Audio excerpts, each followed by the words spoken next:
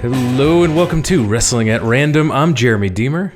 And I am Adam Summers, and you are in season 4 of Wrestling at Random, where quite often in season 4, where every possible wrestling show imaginable has been dumped into the randomizer. It's bursting at the seams. Quite often the randomizer has chosen a weekly TV episode for some reason here in season 4. It went a different direction this week, and it chose, of all things, Survivor Series 2000. If you listened to our Season 3, Episode 1 edition, we reviewed Survivor Series 1989. It was the first time the randomizer chose a Survivor Series for us to watch. And if you listen to that, you know the history of the Survivor Series and Thanksgiving wrestling already. If you haven't, as you're a new listener to this show, go right now and listen to Season 3, Episode 1, Survivor Series 89. It was a super fun show. It was a really fun show. The opposite of this show will be significantly less fun than Survivor Series 89 was. So to be clear, the wrestling show we're reviewing will be significantly less fun. I have a high degree of confidence that we will have a great deal of fun here doing this podcast about this subpar professional wrestling pay-per-view event.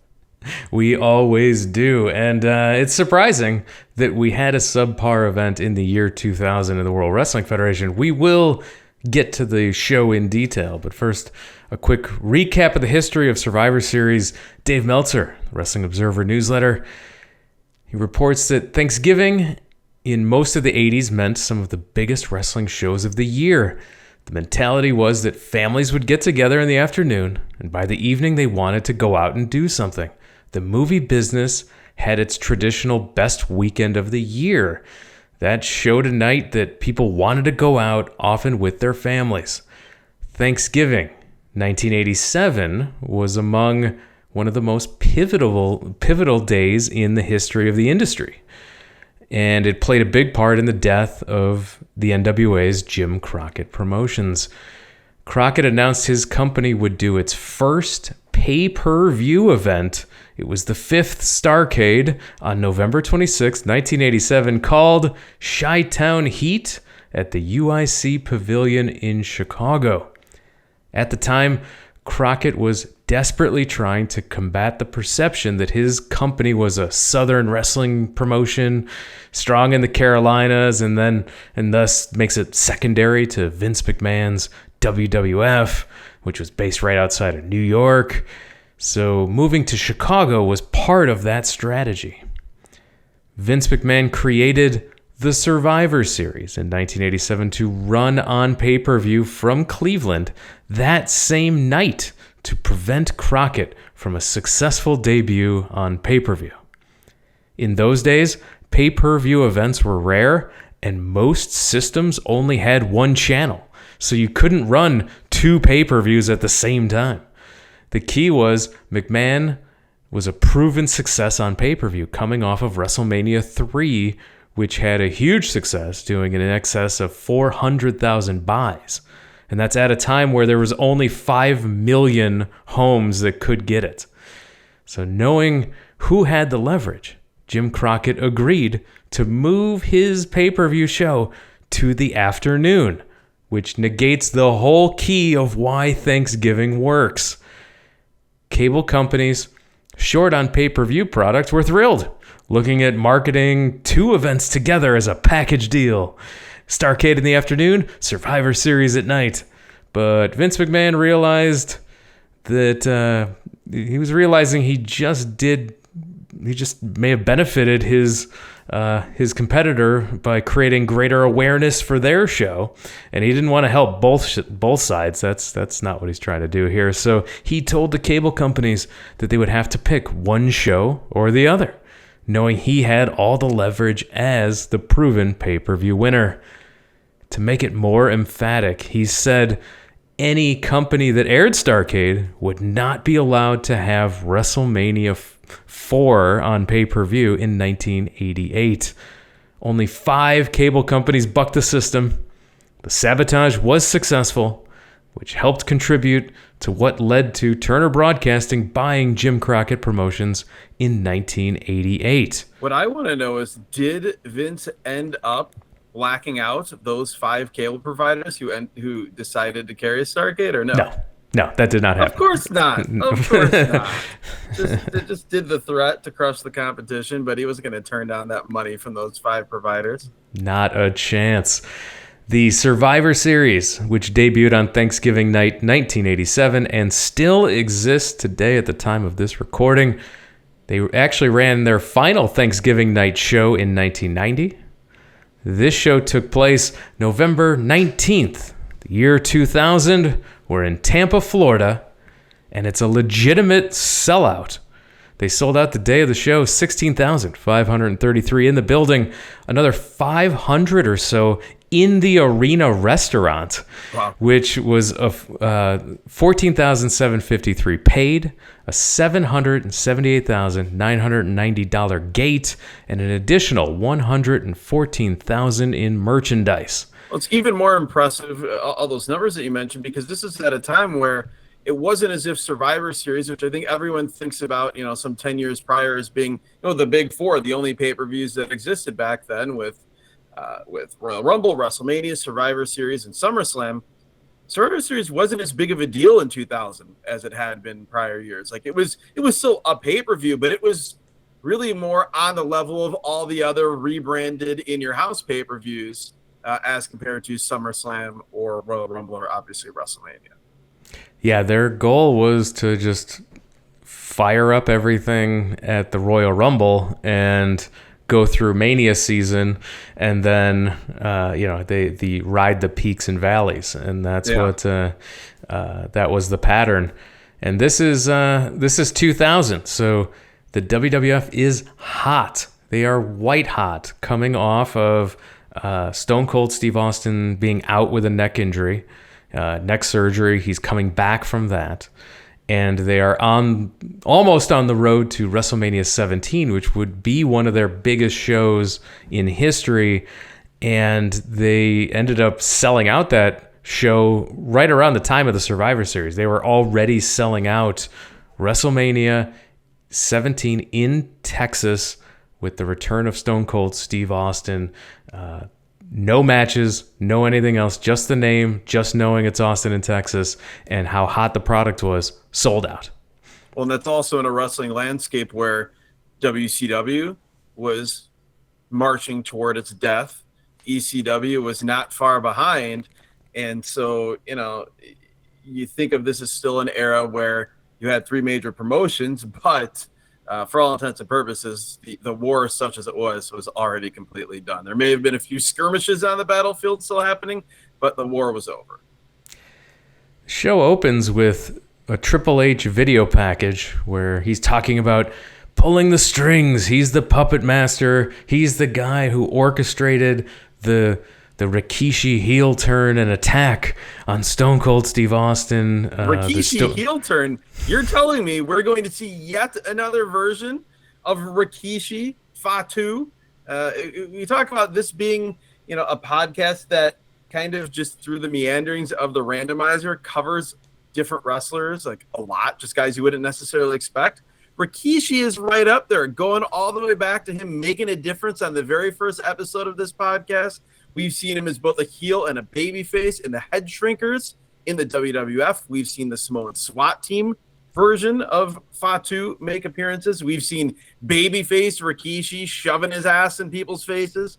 Now we have heel Rikishi, who, when we were talking about this prior to recording, I said if it's not the making a difference Rikishi, it's the causing problems Rikishi, I guess. Although, as you mentioned, the wardrobe, very similar to making a difference Rikishi. It is. He dusted off some of those 90s pants and jackets to be the bizarro version of making a difference Rikishi here as a heel. For us, by us, FUBU edition of Rikishi here.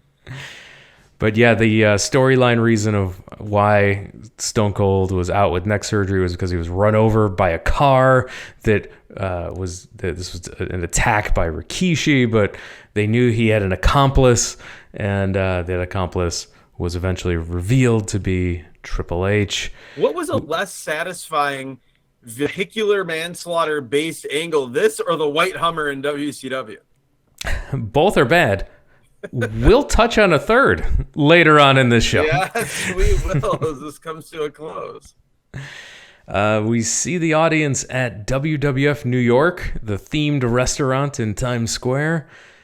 Jim Ross and Jerry the King Lawler are your commentary team as we open the show with the team of TNA, Test, and Albert with Trish Stratus, 6-person intergender match taking on the team of Crash Holly, Molly Holly, and the WWF Hardcore Champion Steve Blackman. Who's always around, never feels like it's the era where he should be around, but he's always there. Talking about eras that shouldn't be referenced but are. We are 3 years after the screw job at Survivor Series 1997, and yet we have references all over the beginning of the broadcast, including Jerry Lawler saying Brett screwed Brett 3 years ago. Who cares? They Move can't on. help themselves. They could not help themselves. No. This was a nothing tag team match. Anything you could normally see on Raw. Molly wins with a sunset flip off the middle rope. Was curious how mad that makes you on the sunset flip scale. It was garbage. I mean, I like Molly Holly, so I'll give her a little bit of grace here. I also was pleasantly surprised that Jerry Lawler gave her a little bit of grace. If you think about a year or two later, and we had to deal with those horrible commentary bits with Jerry Lawler talking about how fat Molly Holly was, which, what? A, who cares? But B, no. So at least we didn't have that. But yeah, this was nothing. If really anything, it was just a reminder of, oh, TNA existed, and not meaning Impact Wrestling, but Test, Albert, and Trish Stratus. We see a video package earlier in the day. Tiger Ali Singh and his tag team Lowdown, the team of D'Lo Brown and Chaz, who you might remember as Mosh of the Headbangers. I was going to ask, I have zero recollection of there ever being a team called Lowdown. I have less recollection of them being managed by Tiger Ali Singh, and I have negative recollection of one of the Headbangers being a part of this. When I saw them standing there, I'm like, is that a Headbanger? Why? It is. It's the Mosh, not the Thrasher of the Headbangers. They were denied entry to the show. They were not missed. Yeah, that was a good move. The security team was correct in denying these men entry. We then get our first traditional Survivor Series elimination match. This team, it's the Road Dogg and K-Quick, the future R-Truth, Ron Killings. They come out to a rap rock horrendous song. Oh my God. Get Rowdy is the song. Get Rowdy.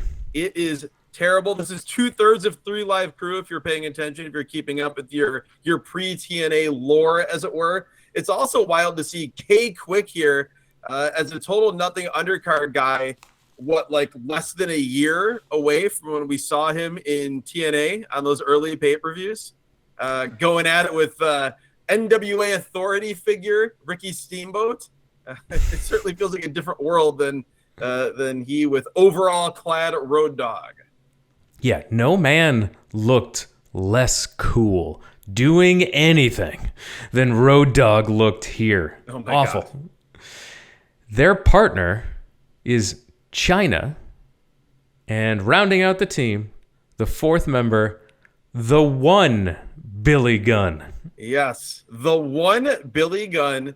This is one of those oft-forgotten big-time singles push attempts for Billy Gunn that, if my memory serves me correctly, came to a screeching halt when he was absolutely eviscerated on the mic by The Rock before they had a singles match. That was the end of Billy Gunn as a singles star. But here they were on commentary making a concerted effort to let us know that Billy Gunn is, in fact, the one, and he is a star.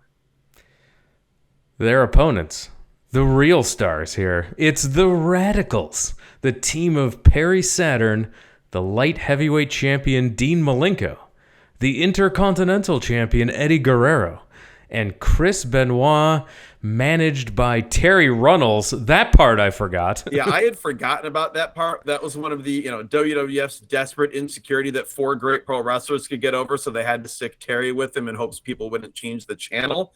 This is really early on in their run, correct? Like, they had just been in storyline, brought in by Mick Foley to the company and turned on him and became henchmen for Triple H.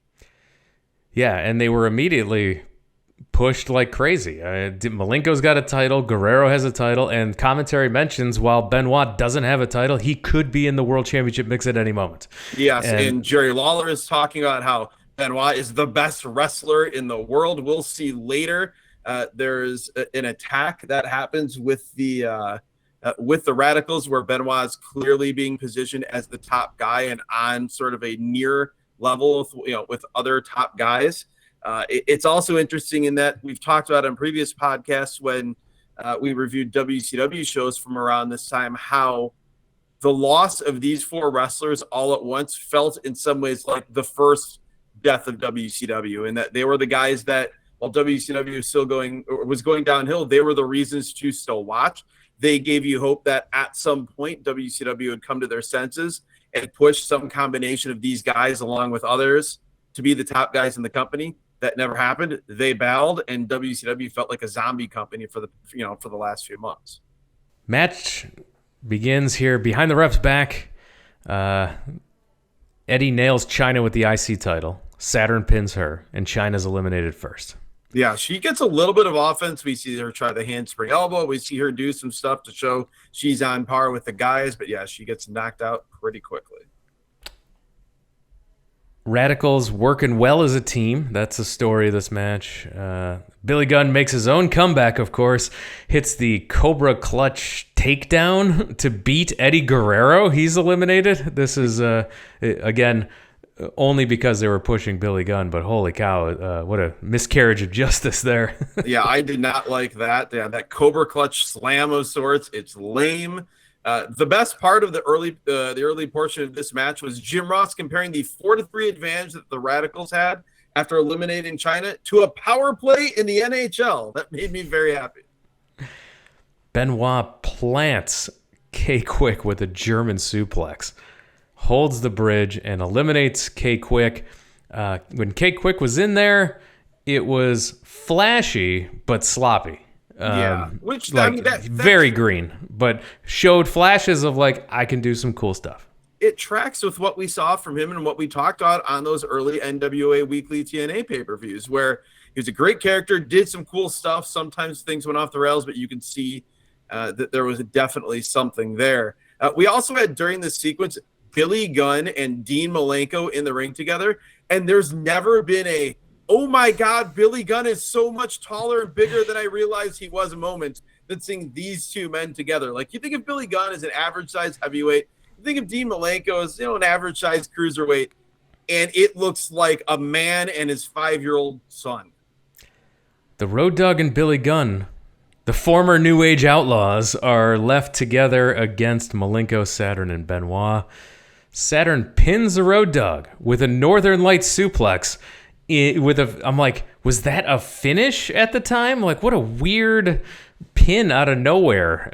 It was with always Northern one Lights. of my pet peeves about Survivor Series elimination matches or 2 out of 3 falls matches, where you would have a move that would never, ever get a pinfall, or an Iron Man match for that matter, and then it magically gets a pin in a match where more pinfalls are available. The obvious exception to that is, a roll up, a pinning combination of some sort of flash pin, but just a transitional move that everyone always kicks out of being the end here, just because you don't want to have the guy hit his finisher 4 times. Kind of whack. 3 on the 1 Billy Gunn here as Malenko runs wild. He gets cut off, and Billy hits a famouser and pins Malenko. And then the finish of the match comes when Billy tries to suplex Benoit from the outside in. Saturn trips Billy from the outside. Benoit lands on top of Billy Gunn as Saturn holds the foot outside of the ring on the floor. They get the pin. This is the WrestleMania 5 Rick Rude Ultimate Warrior Bobby Heenan finish. And your sole survivors Well, I guess your Survivor Series winning team is Saturn and Benoit. Yes, and I had that exact thing in my notes about this, harkening back to the WrestleMania 5 finish. The other note that I had as we came toward the finish is that Billy Gunn was legit gassed by the end of this match. He hit that famouser, as you mentioned, to eliminate Dean Malenko. He tries to get up, and then he goes to deliver a jackhammer, but he is sucking wind. Maybe that's part of the reason why the singles push didn't take either. The Rock arrives at the building. He blows off Lillian Garcia. This was weird. There's like some weird story, I guess, that they had going on Heat as well. It's probably just like Vince McMahon wanting to rib someone for no reason, but that everyone came to the arena and blew off Lillian Garcia. There's no payoff for it. It's just being mean. But yeah, that just happened. Jericho's in the back. He talks about how his feud with Kane started about spilling coffee on him, but now it's about so much more, and we get a video recap of this dumb feud between Jericho and Kane. It could have been even dumber if they followed through with Chris Jericho's suggestion in this promo of having a Senka on a pole match. We go to the ring for Kane versus Chris Jericho. This match was way longer than you think it would be. So much longer than it needed to be. Ugh. The thing that's noteworthy, though, is like a lot of these early matches, they're complete nothing matches, but this crowd is red hot for almost everybody. There's a few exceptions, but they are into this match. They're into these characters. They are, and it's just a TV match here. There's no reason that this is on the pay-per-view. Lion Salt by Jericho. Kane grabs him in a choke from this position, stands up, hits a choke slam, and gets the pin on Chris Jericho. Yeah, there's a few things in this match that were noteworthy, especially early. Jericho runs wild on Kane, knocks him to the floor, and tries this plancha and almost dies. His feet do not clear the top rope, but they hook, and he takes a header. It was amazing that he ended up being okay. Also, apparently the story of this match, part of the feud, was that Kane hated Jericho's pretty face. Those were words said by Jim Ross. I don't understand why this was a thing, but yeah, it went too long, then it ended, as you said. Terry and the Radicals are in the back. Triple H has arrived, and he will meet up with them later. We go to the European Championship match. The European champion, William Regal, comes out. He cuts a promo making fun of the 2000 presidential election and being Which we'll in Florida. have throughout this show. This was the late 2000 version of 1994 WWF TV, constantly referencing O.J. Simpson. Yes, this was this was pretty this is just weeks after the election, so this was hot news. And before the election had been decided, it took till the end of December into January, whatever it was, for that disputed presidential election to be decided. So we were nearly the epicenter of that, and WWF was taking note. He also says that they can't grasp manners, as he's going to be taking on the challenger. His challenger is Hardcore Bob Holly. And this is such another nothing match in a row here. The only thing to enjoy is Regal doing Regal things. That's always enjoyable. Yes, Regal doing Regal things. Just a lot of fun facial expressions, cool mat wrestling that the crowd has no idea how to react to. They love the Regal character, but WWF/WWE crowds never knew what to make of his in-ring work. At one point, he has a cross arm breaker on while King and JR are talking about barbecue sauce. It's sort of a time capsule as far as when this match happened. This was Hardcore Holly's first match back, or one of his first matches back, after he had his arm broken in horrific fashion from a Kurt Angle top rope moonsault. We've talked about Angle's beautiful high arcing moonsault.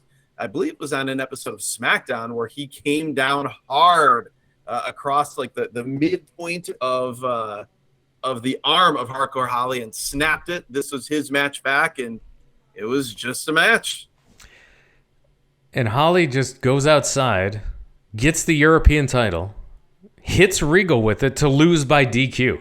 This was so Awful. stupid. Like they just had this meandering, whatever it was, like 8-10 minute match that was fine, but nothing spectacular. Did not feel like we were nearing a finish. And it just felt like the time cue came. The ref said, all right, now you got to go out and grab the belt and hit him with it and get the DQ. It was just a dumb ending. Like, why does Hardcore Holly hate William Regal enough to just get the belt and hit him with it and lose his chance to win the title? Didn't make any sense. The first of a couple of the featured matches here on the show, we get The Rock versus Rikishi. The Rock called Rikishi last year, and he said, "I need you to take out Stone Cold Steve Austin." That's what the and Rikishi ran over Austin, leading to him being out for his neck surgery. That was the initial accusation of the accomplice. And the actual attack is Triple H driving the car. Maybe this came afterwards. We see Triple H driving a car while Rikishi is hanging out the window, and he hits him with with Triple H's sledgehammer. So wacky. Yeah, so Rikishi is claiming that that The Rock called and demanded this. The Rock confronts him, says he doesn't want to be associated with Rikishi. Triple H was actually Rikishi's accomplice. So Rikishi comes out, and then The Rock's music hits, and The Rock sprints to the ring to attack Rikishi. The place is going bananas for The Rock's arrival. You will never hear a reaction like this for anyone in 2023. This is a star on a completely different level. I still want to know, though, there's no way that this could have been the original plan for the whole Austin getting run down, who did it, who is the accomplice. This could not have been the end game. Rikishi? Really? No, it seems like one of those, like, all right, he's ready to come back. We need to figure out who did what. Yeah, like it has the feeling of, we thought we were going to be able to sign somebody that we weren't able to sign. Our backup plan is heel Rikishi. Rock goes for a chair right away. He's again, he's here to fight. He's not here to wrestle. So he immediately goes, grabs a chair, but the ref takes it away, allowing a Rikishi super kick to get the heat on The Rock. The Rock takes a beating for the majority of the match. Well, he takes a great beating too. I mean, the whole focus of this match is around the injured midsection, the injured chest of The Rock. Jim Ross does a great job talking about how The Rock shouldn't even be in this match, and he's, Jim Ross is very, very concerned in a very Jim Ross way that The Rock will not survive this onslaught from Rikishi. Yeah, and The Rock is doing a tremendous job. So Jim Ross is selling it on commentary. The Rock is selling it in the ring, and he's doing a tremendous job showing the discomfort, the pain of his chest injury. Well, the funny thing about The Rock as a character too is that, like, he's such a tweener. Like, in terms of his promos, he's just a complete asshole, but the crowd loves him. You know, he's not your traditional babyface promo, but then in the ring, he is the most traditional babyface you've ever seen in terms of his selling, the beating that he takes, his comebacks. It's something to see. Ref gets bumped here, and Rikishi goes out and gets a sledgehammer. The Rock stops him, hits the rock bottom. The ref crawls over for a long 2 count. And the place totally bought this as a near fall. I bought it as a near fall. I thought this was great. They bought everything. Not only that near fall, but when Rikishi gets a sledgehammer and Jim Ross is so upset, screaming, the crowd is screaming. Like, I watch, as I usually do, listening to the show on headphones, and you can just hear women, children, men, everyone shrieking in terror like they were about to see this type of attack. One man threatened to hit another man with a sledgehammer on the street outside the building. That's how seriously they were taking this. Rikishi then hits what I want to call the lazy man's northern exposure for a 2 count. The standing northern exposure. You do not hit the ropes like the earthquake or like Big Josh, the namesake of this move. He just lets his ample bottom drop out onto the chest of The Rock for another 2 count. Rock gets the stink face, and then, but the finish comes as the Rock before hits... the finish, the stink face. So the stink face happens. The Rock has taken this, and we should mention Rikishi. It's the same gear that he would wear as babyface Rikishi. He's wearing the thong. It's all hanging out. Rikishi gets done with the stink face, walks out to the middle of the ring, and sort of turns his back and is admiring his handiwork. And the Rock comes out of the corner all in one motion, like a leopard or a cheetah, just running through the Serengeti with this huge clothesline lariat. Rikishi takes his big 180 spinning bump.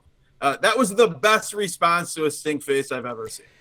Yes, because the move doesn't hurt. It's a humiliating move, right? So like you're either too hurt to deal with being humiliated, or it fires you up and you should come out exploding out of the corner with a move like that. If this was No Mercy for the N64, I've always made the argument that the stink face should be a benefit to the person taking it. It should get their spirit meter so high that they just have to toggle that stick once to be able to hit their finisher. The Rock hits the people's elbow and gets the victory. The people are elated. These people they could have gone home happy, could have called it a pay-per-view at this point. They were so happy. They saw The Rock win. Well, not only does he hit that people's elbow, he hits it, but his ribs are still hurting. His chest is still hurting. It takes him a good 5-10 seconds to crawl over, and I was convinced that Rikishi was going to kick out of this just as he did with the rock bottom. He did not. He gets pinned. We should also note, you've mentioned this before on the shows from this era, the pre-smartphone era, the flash bulbs going off as The Rock is hitting the people's elbow. Such a cool visual that you just can't have today. No, and it's one of those visuals lost to time that makes something feel so big and important, is all the flash bulbs going off when The Rock has taken off his elbow pad, or when one of these guys is making their entrance and they come out to stand on the ropes. Like it's insane how much cooler that makes any of these appearances look and these moments. For sure, and like you said, I mean, those moments are frozen in time. You can never have. It doesn't matter who it is coming out right now. No one could have an entrance like that, or a move can't look as cool from that sort of perspective. I always forget about that, and then I remember again when we see a show like this. After the match, Rikishi attacks The Rock, hits 4 bonsai drops in the corner to or as we like injure to call The Rock. Them, 4 second rope northern exposures. The bonsai drop named after the late Yokozuna. His finisher. Here we see Rikishi do it 4 times before leaving. So this feud between The Rock and heel Rikishi must continue. We go to WWE New York and we just see Raven smiling like a creep. Yeah, that's Raven the whole is thing. Leaning up against the guardrail at this WWF version of Rainforest Cafe, and he's wearing he basically looks like a leather pirate. He looks like Jean-Pierre Lafitte without the eye patch for some reason. He's just standing there half smiling. This takes up about 3 seconds of this 3-hour pay-per-view, and we go back to the building. Triple H and the Radicals are watching in the back. Mick Foley pops in. He's the commissioner at this point, and he says, no one's allowed at ringside tonight. And it's also a no disqualification match. Does not seem to go together. If it's a no disqualification, they're allowed at ringside. If they're allowed at ringside, it can't be no. Yeah, it doesn't make sense. What made even less sense visually, though, was Triple H and Dean Malenko hanging out on a couch, palling around. So weird. Yeah. So one line fixes this. Mick Foley saying, no one's allowed at ringside, otherwise you're suspended. They're like another consequence, right? You needed a consequence. Because 100%, because otherwise it just sounds like, well, why wouldn't there just be a disqualification? Like this should be a disqualification exception, or you have to go the extra mile, like you said, of saying that they will be suspended or fired. Or you'll have to forfeit the title or something. Put some stakes on it. One extra line would have made this sound a lot less dumb. It did sound dumb when he said, no one's allowed at ringside, also no disqualifications. Yes. It's like, well, there is no title at stake, but you can be forgiven for thinking that because for some reason this is the main event of this show instead of the title match. Correct. We then have Right to Censor. This was in the heat of Vince McMahon and the WWF's lawsuit against the Parents Television Council, the PTC. So they wanted to make PTC characters they could beat up on TV. And that was the right to censor. Get it? RTC, PTC. That's it. Yeah. So led by Steven Richards, who, fun fact, when the Big Show ended up not being in No Mercy, I think there was a contract dispute or something, so they took him out at the last minute.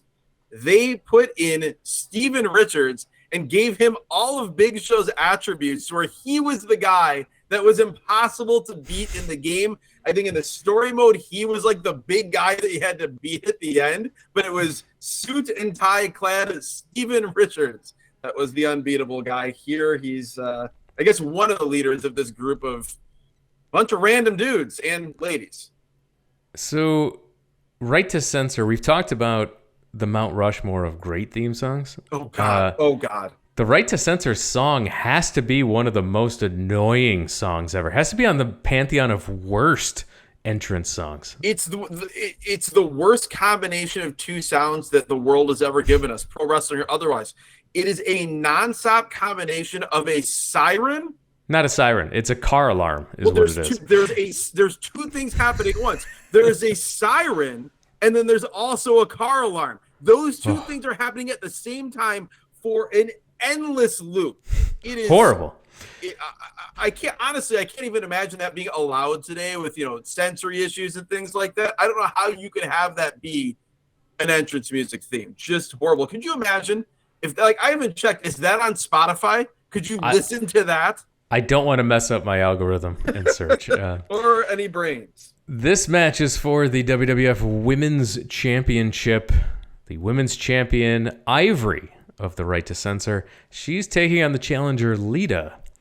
Now, Ivory's forced to wrestle in this horrible outfit. It's like a white blouse and like a long, like to your ankles black skirt. Like an Amish skirt and like a long sleeve, like button up shirt, a tie. I have no idea how she's doing this. Yeah, so this is already, you've handicapped her by having to have her wrestle in this gear. She's taking on Lita. Lita gets cut hard way. She's bleeding by the eye from a punch right by the eye there. You said hard way, and that word was also referenced on the broadcast. She gets busted open. She's a mess. They go back and show on double feature replay the punch that busted her eye open. And Jim Ross says, let me pull the exact quote here. He says, Ivory with a hard way right hand busts open Lita. That's something I would expect to hear 2023 Jim Ross say on Rampage. Just not caring. Lita misses a moonsault off the top rope. Steven Richards pulled Ivory to safety to avoid the moonsault. Ivory misses a shot with the title belt. Now, if you're keeping track at home, think of all of the belt shots we've already seen tonight. And there's still half the show to go. And now we have another one where she's trying to hit her with the title belt. Lita tries a moonsault again. Ivory gets the knees up and the title up in her hand, knocks Lita out. It looked more like she got neither of them up. Like the announcers, they kept showing replays and they're trying to figure out. The idea was that she got the belt up. In essence, it looked like she tried to get the knees up while holding the belt, but it seemed like none of this worked. Ivory is your winner, still the champion. This was from an in-ring perspective by the standards of what we would get and what they gave women in the WWF during this time period. It was a better match. Like when you think about some of the other things we saw in the couple of years prior or the couple of years after, it could have been considerably worse. Oh, yeah, and with the constraints of the outfit that Ivory had to wrestle in as well. Yep. Jericho's attacked. He attacks Kane in the back, so again, this feud must continue. It was also funny because it's one of those where there's zero reason for them to be showing us that Kane is walking in the back, other than that someone is going to attack him.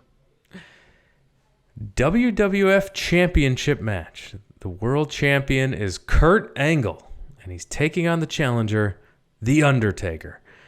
We see a Kurt Angle video package that recaps his first year as a WWF wrestler, as a professional wrestler. 11 months.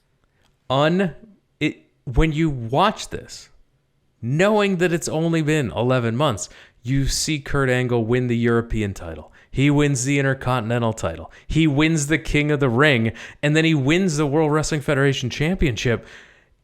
He's on the mic, and you're watching these promos as well, and you're like, how is this guy a rookie? Like, we always talk about there's never been a natural like Kurt Angle, and people are starting to try to put other people into this camp, and because time, it's 20 plus years from this. When you go back and you see something like this, it's like, oh no, this was something really special, and I don't know if anyone's going to be in that tier. No, I mean, I think the only one, and maybe you take the promos out just because it's a different type of product. The only one that's comparable is Jun Akiyama in All Japan. Like, he debuted and immediately he was right there with all the top guys in the company who are the best wrestlers in the world at that time. But Kurt Angle, like, he was birthed into the WWF as a fully formed top star. Everything you mentioned, it's crazy. He had all that in his first year, and I remember watching it at the time, not feeling like they were giving him too much, or it's like, oh, why is this new guy getting pushed down our throats? Like, he just felt like he'd been there the whole time. No, and they were pushing him to the moon, and everyone was like, great, yes, this guy's awesome. Yes. Like, everybody was on board. Like, that never happens. Like, They never choose somebody and push him hard, and everyone is in consensus. Well, like, great idea. Think about what we were just talking about with The Rock. The Rock debuted. Yeah. He was supposed to be the next big star as Rocky Maivia, and his push to the Intercontinental title led arenas all across the country to chant, "Die, Rocky, die." So that alone tells you how special Kurt Angle was. Kurt's in the ring. He grabs the mic, and he tells you to take a moment to reflect on your favorite Kurt Angle moment from last year. He starts to go ahead and list them for you until the Undertaker interrupts. This is Biker Taker. He comes out on his motorcycle, rides around the ring. To a very lame dubbed song that I assume was there because of Roland not allowed to be used, or was this just his theme song during this time? Like his dong dongs, no. And then we hear him say "Dead Man Walking," and then this super lame music hits. So there was a time where they were in between Roland and American Badass Kid Rock. There was an in-between time where they had this song. Okay. This was actually his song. That's indefensible. This would have been bad even by dubbed music standards, not quite In the Ghetto for New Jack songs. If you've listened to any of our ECW shows that have been culled from the network, you'll know our love-hate relationship with that. One other quick thing, just because it's such a ridiculous statement here with Biker Taker trying so hard to be Biker Taker. In the video package right before this, he has a line saying, "I don't dress like Satan anymore, but I'm still down with the devil." Almost cool. As bad as the verbiage on that night where we learned the deep, dark secret of The Undertaker from Paul Bearer. That's from an episode of Raw just a couple weeks back on this free feed if you're listening in linear fashion. Or you just pull up your feed right now. You can go back just a few weeks if you haven't listened to that Raw episode. The Undertaker's dark secret is revealed. You should, it doesn't help you understand the lineage, the entire backstory of The Undertaker, but good stuff. Definitely worth listening to. Match begins with Angle doing a ton of stalling here. Taker gives Angle a chair to get him to fight. I love that. To make it, as Jim Ross said, The Undertaker had to give Kurt Angle a chair to make Kurt Angle feel like it was a fair fight. And so Undertaker turns his back to Angle to take off his duster, his jacket, and Kurt uses the chair. He catches Undertaker with it from behind. When The Undertaker takes off his jacket, what his ring attire is? So, fashion report. Yeah. Upper body, totally fine. He's wearing a singlet. It's the thing you associate with like last 20 years of his career, Undertaker. Lower body? What the hell was going on? He is wearing this like white and black, maybe like a slight greenish tint, like snakeskin pants, leather pants. What the hell is this? This looked like an alternate costume for Vinny Vegas. Terrible. Yeah, hideous. Yeah, hideous gear. So Kurt's punches and kicks. I'm watching, and I'm like, for a 1-year pro, so good. He is so good here. Well, they're so good. Also, it's hilarious to me that he throws the exact same punches as The Rock. They throw exactly the same right-hand punch where it's like super like accelerated, and then you open your hand at the last second, which is actually the Scott Hall type of punch. But it's just funny to see Kurt Angle here. He's a very unique wrestler, but that 100% like The Rock. Taker makes a quick comeback. He does some moves and goes for a pin, each time picking up Angle at a 2 count. Taker rams Angle back first into the ring post a couple times.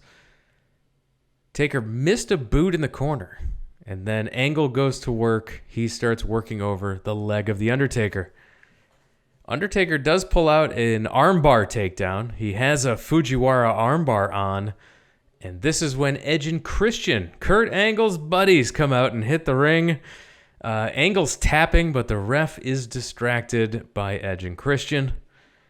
Angle gets a takedown, and he's back to work on the leg of the Undertaker. This was so weird from a pacing standpoint compared to when you normally would see interference in WWF matches, where Edge and Christion come out, this interference happens, as you mentioned, the submission is missed by the referee, and then the match just goes back to the exact same lane that it was in, with Angle kind of slowly working over the Undertaker's leg. Like, it wasn't bad.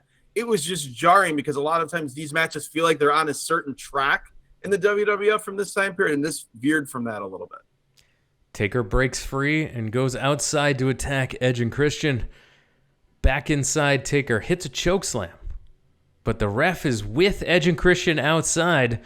He sees that there's a pin attempt, so he runs, slides in, counts 2, and Angle kicks out. Again, great crowd here. They're into it. They were buying every near fall. This looked to me like Earl Hebner, Edge, and Christion were all arguing over who was going to steal the Undertaker's bike, as they were all near it when this conversation was happening in the aisleway. Angle back to work on the leg. He puts on a figure 4 on the gigantic legs of the Undertaker. That was impressive. Taker gets out by rolling over to his stomach. Angle then puts the figure 4 on again, but this time around the ring post, a la Bret Hitman Hart. Yes, this was awesome. Always at that move. The downside, other than maybe smacking your head on the concrete when you fall into the figure 4 delivering it, is that you can only hold it for 5 seconds before the ref breaks it up. Also, just before this, Undertaker busting out a side Russian leg sweep. I can't recall seeing him do that too many times before. This was that period where, as Biker Taker, he was doing a few more moves than just the dead man stuff that we'd seen in years prior. He hits a last ride power bomb, gets a 2 count, and the ref holds up at 3. And what we see is Kurt Angle coming from the other side, from underneath the ring, comes into the ring while another Kurt Angle is laid out after the last ride powerbomb. Real Kurt Angle rolls up Undertaker. The referee counts the pin. This was a twin switch here, as it is Kurt Angle's legit brother, Eric Angle, doing the switch under the ring. Kurt ends up running all the way out to the car, gets in the car, and leaves. 16 minutes and 47 seconds. One of my favorite things in wrestling is wrestler in gear driving their car. And we got that here. Kurt Angle in singlet, hurriedly escaping in his vehicle, leaving the parking lot. This was fine. I mean, it was fun seeing Kurt Angle at this stage, doing Kurt Angle things. It's interesting time period in Undertaker's career, making the transition between characters. And like a lot of things on this show, it wasn't great, but the crowd heat and their responses and reactions to what really is like very tropey action, with the ref bumps and the dramatic attempts at the 3 counts. The crowd buys into it so much that you kind of get swept up in it, even if you weren't feeling it to begin with. My only criticism of this finish here is the referee just holds up the count, right? And just time stands still. So we don't know what's going on. So it looks like the referee is hesitant to count 3, and it he's felt like a Survivor Series Screwjob 97. I thought that's what was happening. And partially it was because not only did time stop and he just stood there, he wasn't demonstrative in any way. Like, no, he he wasn't. The idea is he's counting 3, and in the process of his hand about to hit the mat, he notices that this is not Kurt Angle. It's some other guy dressed like Kurt Angle, but he doesn't like put his hands on his head or say, "What's going on?" He just start waving his hands like not, or screaming, "Not Kurt Angle!" Just like nothing. He's just deer in the headlights, and you're 100% right. It takes you out of it, and you really have no idea what you're supposed to be reacting to until a few seconds later when other real Kurt Angle appears. We then get a Survivor Series elimination match. It's Edge and Christion, the WWF Tag Team Champions, right to censor, Bull Buchanan and the Good Father. Amazing when you think of the other tag teams in this match that it all battled for the tag titles and ladder matches, TLC matches, regular matches. The champions of this division are right to censor. And they are taking on the team. I named the team. The boys are back in town. It's the Hardy Boys and the Dudley Boys teaming up. I was just looking for Dalton Castle here. It was all the boys. The Hardys and Dudleys had matching gear, so I was already on board for this. Well, we had the reveal. We have got, the Dudleys wearing their camo, their black and white and gray camo. And then the Hardys, they're wearing their regular stuff. They hit some double team moves with the Dudleys, and they dramatically remove their shirts. And all the ladies in the crowd are disappointed because they don't just take their shirts off and go full skins. Instead, they reveal camo shirts. And we do learn, like you said, the boys are, in fact, back in town. The Hardys, the Dudleys, and Edge and Christion obviously have such amazing chemistry. These guys have had so many legendary matches together, and you see how even in a match where they're on autopilot like this one, that they have so much chemistry that everything they do is so smooth and solid and great, and they can go through the motions and it's still super entertaining and great to watch. It makes me really wish I could see whether it was a 3-way or any combination of these two teams in a house show match, because it would have been like this where they're probably only doing about 70% of what they do in a big match, but everything is so over. Like, all their signature spots are so over. And to your point, they're just a well-oiled machine wrestling with or against each other that I'm sure would be super fun. So what do you do to a well-oiled machine? You can just throw a wrench right in those works by having the Good Father and Bull Buchanan take away from the match anytime they were in there. Do not besmirch the name of future All Japan Pro Wrestling star Bull Buchanan and the former Papa Shango like that. The former Soul Taker, goddammit. Jeff Hardy beats the Good Father to be the sole survivor in this match. The Right to Censor attacks Jeff after the match. Matt and the Dudleys run back to make the save, and they end up putting the RTC through tables. Everyone is happy. Everyone is happy being the understatement. The only thing more over in the WWF in 2000 than The Rock or Steve Austin is the Dudleys getting and using the tables. This crowd, you've never seen anything like this. Like, this is, it's like Divine Eric's at the Sportatorium or something coming out. Like, this is crazy. And now we have our main event. Triple H versus the returning Stone Cold Steve Austin. We get a video recapping the attack on Austin. We get Triple H turning on Austin. He gained, he said he stood to gain the most in Austin's absence. Austin came out here to the ring not with his normal theme song, but with the version of his theme song done by the band Disturbed, which Yeah, I did not care for. no, it's not very good. It starts with the glass breaking, and it's like the basics of the song are still there, but it's got lyrics. It's just not. It doesn't work. What does work though is just Austin's entrance in general. The glass breaks, and the people obviously go nuts. One of the things I love about his entrance, though, is at least for the beginning of it, they always have the house lights up, like an encore at a big arena concert, where you can see everybody from the people in the first row of the building to the very top of the upper level, all losing their minds. It's a great visual. We've talked about nobody shoots crowds or does entrances better than the WWF, and this is another great example of that. No, just tremendous. And it helps when every single person's losing their minds because Stone Cold Steve Austin is coming out. Holy cow. They were here. They were here for they were here for The Rock. They were here for Stone Cold Steve Austin. They got to see both of them, and they got to lose their minds for both of them. And it was it's always great to see that. You forget what a superstar reaction looks like. Yes. Until you see one of these two guys coming out in the late 90s, early 2000s. And it's insane. They had both these guys at the same time as baby faces. Like, any promotion would have killed to have one of these guys to be able to center all their storylines around. At this point, still, the WWF has both.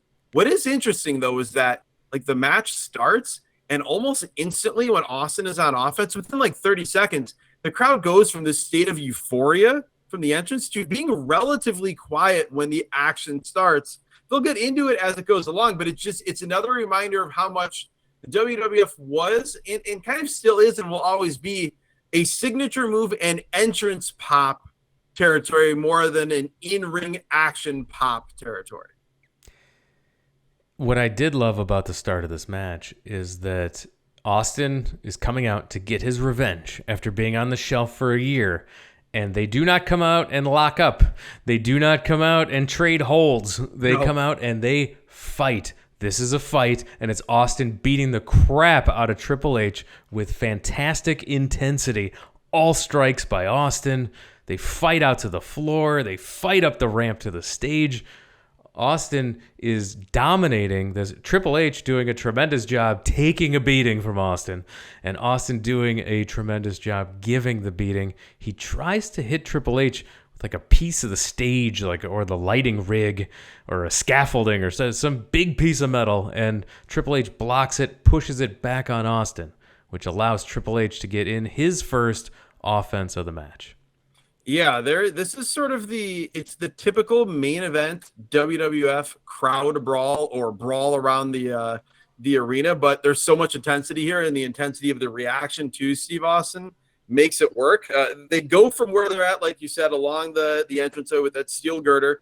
They start brawling over toward the tech area where a bunch of monitors and wires and everything are. They start going toward the back. And then Austin sort of brawls his way from being in the back toward the stage, with Jim Ross saying that Austin has to fight out of the back area. He can't stay back there. We know it's going to be a setup. We know the Radicals have to be waiting somewhere. And so it's imperative he gets out of there, and he did. But we'll put a pin in that for later in the match. Yeah, Austin doesn't want to be back there because the Radicals can't be at ringside, but they sure can be in the back. And so he knows that he's in danger there, so he immediately punches Triple H back to the stage. Suplex on the floor is reversed by Triple H. They brawl back to the ringside area. Austin hits Triple H with one of the monitors from the announce table, and Triple H is busted open. He's bleeding everywhere. And at this moment, I'm thinking, no blood in modern 2023 WWE is so noticeable when you watch a match like this. This adds, being able to add blood to this match adds so much more intensity and so much more depth to the match than when you watch WWE today, and you can only hope to be lucky that someone's gonna bust open intentionally, and that nobody's intentionally going to bleed.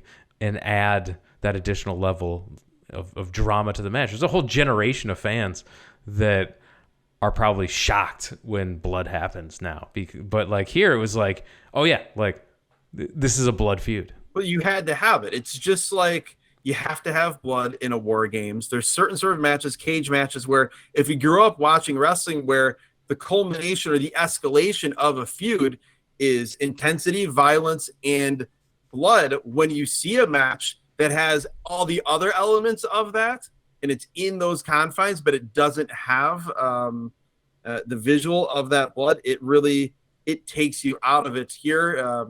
Again, it was almost surprising because we're so used to not having that in the WWF or WWE for so long. It was kind of surprising to see it happen here. And this kicked off a really chaotic portion of the match because they're over by the timekeeper's table. There's like beer and water that's been spilled, so they're kind of slipping around.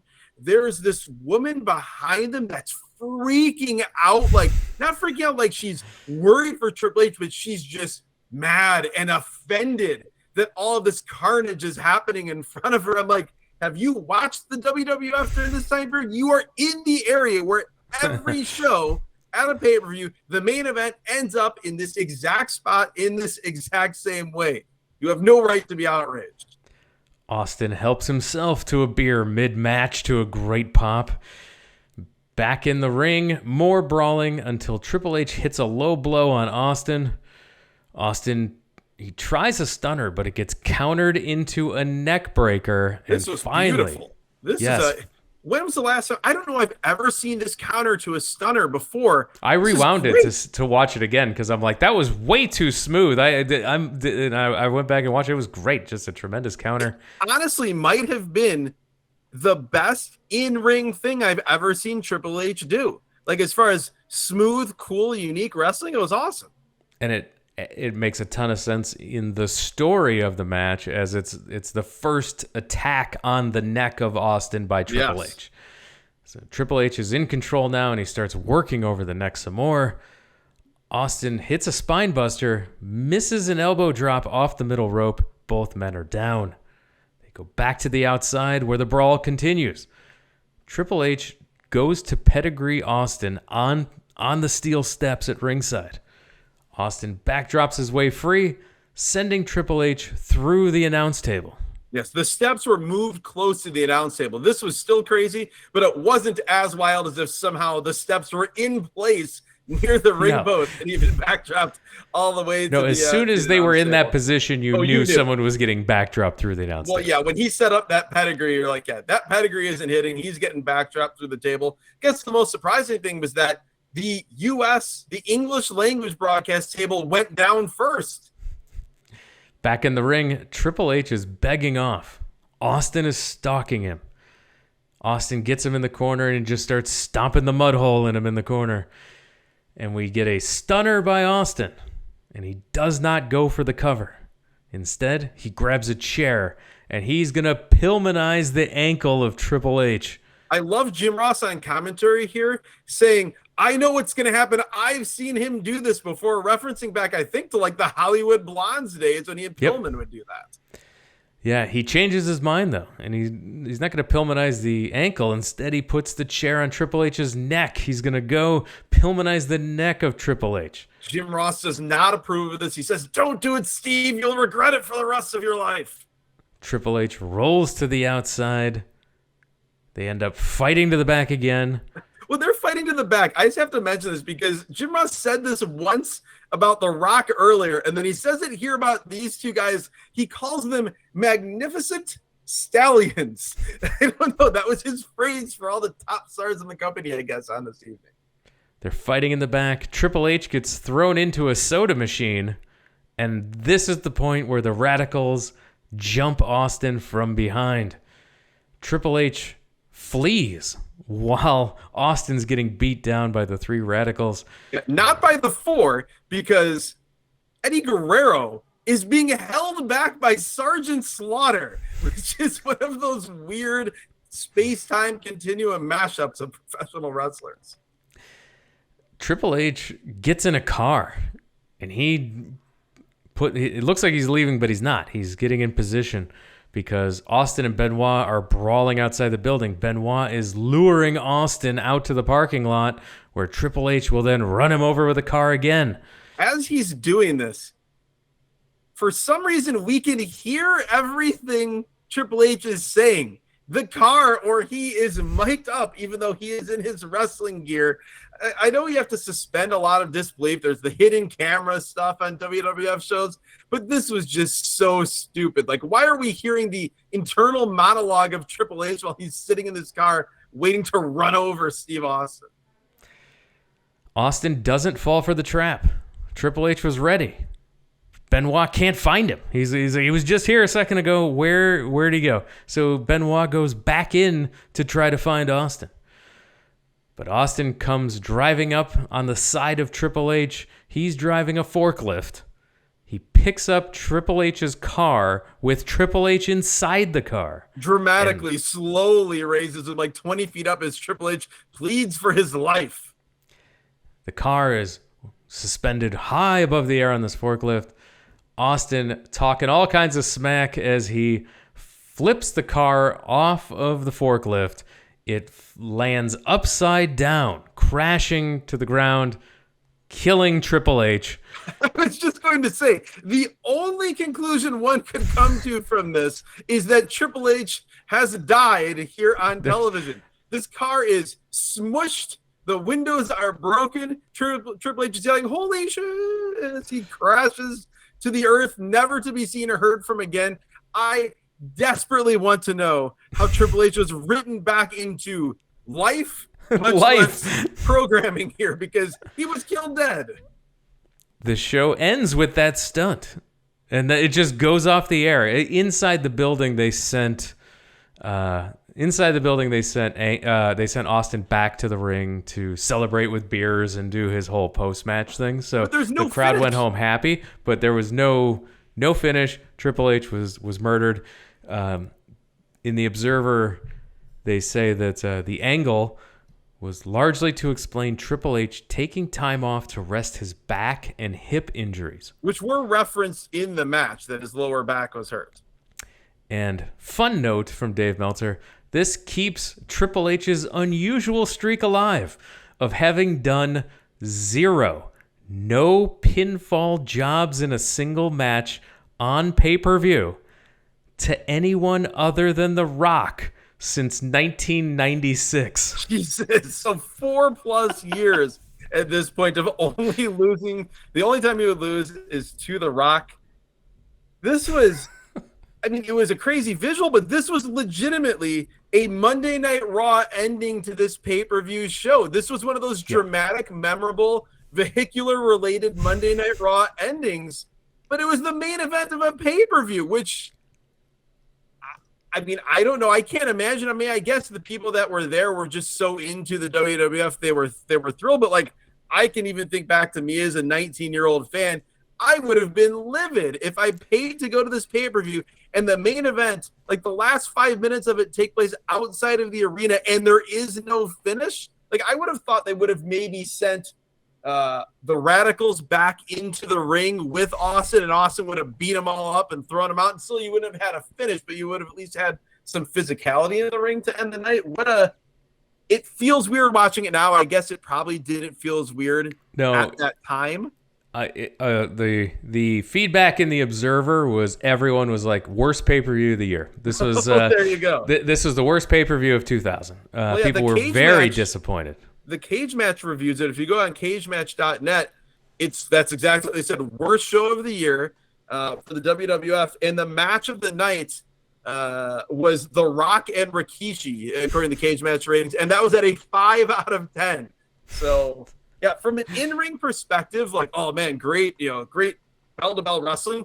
There's nothing to be found on here. It is, I'm sure there are many, many, many more shows for this time period that we could have gone back and watched that would have had the same experience as far as the crowd reactions, but it is noteworthy, or it does stand out just seeing how over everyone is, to the point where I guess they didn't really need to do much. But man, it's like we talked about before when the randomizer pulled this. People ever wonder if the randomizer's gimmicked or not?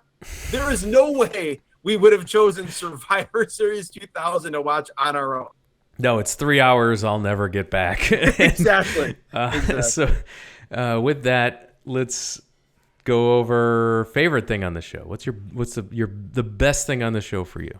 I really can't. Like, I was racking my brain throughout the podcast as we were recording, like thinking, well, what could I say when Jeremy brings this up? I don't have a single individual thing. Nothing in ring stood out about this show at all. To me, it's the reactions to Austin, to The Rock, and to the Dudleys with the tables, just because you don't see those type of reactions for pretty much anything now. But otherwise, it's really nothing to write home about. Yeah, I'll say my favorite thing was Kurt Angle, the whole package at this point. The finish was lame, of course, but the whole package, his performance, he's so good at what he does, and The Rock's selling of his injuries and making that Rikishi match compelling. Yes. Those are my two favorite things. And the intensity of Austin is something that, that's something that he is just a special performer when it comes to that level of intensity and just your believability of like, this is Stone Cold Steve Austin. Like, it's tremendous to see that. Particularly when you compare him to, let's say, like the closest modern day equivalent of that, which is Jon Moxley. And Jon Moxley is incredible, but he's not even 50% to the level of in-ring intensity that we saw here from Steve Austin, just in throwing punches, much less anything else. But I'm with you. If we had to pick one in-ring thing that was most impressive, it was the selling from The Rock and the job he did, not losing the match because he didn't, but the job he did in making a match with Rikishi compelling, because it shouldn't be when you look at sort of the status and stature of the two characters in the promotion at that time. Worst thing on the show? Undoubtedly, Right to Censor's music. The worst. It is exactly correct. The worst thing. Awful theme song. Yeah, just a terrible thing. The existence of the European title match. Like, yes. Why? Why that and belt shot finishes. So many matches involved a belt shot and ref distractions or ref bumps. When I was watching this, I thought, yeah, Gato was really into watching his WWF tapes in 2000, because this feels straight out of the House of Torture Bullet Club playbook. I mean, you had Eddie hitting China with the Intercontinental title. You had Lita hitting. You had Ivory hitting Lita with the women's title. You had Bob Holly hitting Regal with the European title. You had just too many belt shots here. It was completely off-putting, and a lot of the finishes, and of course a murder that wasn't to be. So there's a lot to not like on this show, that's for sure. Also, Jim Ross was great on this show. Jim Ross was tremendous. He was, especially because there was less meat on the bone than there is for a lot of shows, a lot of big pay-per-views from this time period, and he was able to pull things up that otherwise, weren't going to reach a certain level. Let us know what you think of this time period, these shows, any shows we've watched or reviewed. We'd love to interact with you via social media. Twitter and Instagram you can find us at WrestleAtRandom. You can also leave comments on the YouTube channel where the video version of this podcast exists. Our YouTube channel is Wrestling at Random Podcast. And you can support the show via our Patreon, where we post a bonus episode of this podcast every single week. That's available at Wrestling at Random. That's available at patreon.com/wrestlingatrandom. There we have over 100 bonus episodes right there. You subscribe for 1 month, you unlock that entire back catalog of bonus content. And then we also have this free feed. If you're just dropping in, please subscribe. That helps us continue to find new wrestling fan friends. Tell your friends about the show. Continue to spread the word of mouth. Subscribing via your podcatcher of choice. Also subscriptions in YouTube. All those things help us. If you can't support us financially via our Patreon, patreon.com/wrestlingatrandom. And with that, we're going to call it a podcast. Adam, thank you for joining us. Thank you, Jeremy. Thank you, Jim Ross and The Rock. And Steve Austin, I guess. I feel like there's usually more people to thank at the end of these shows than this kind of nothing pay-per-view, but fun time doing the podcast, and we'll see. I have a feeling the randomizer at some point in the next few shows will give us a little bit better material. But who knows? Maybe we'll get the Nitro after Bash at the Beach 2000. It loves to do that lately. Thanks again, everyone, for listening, and we'll talk to you again next time.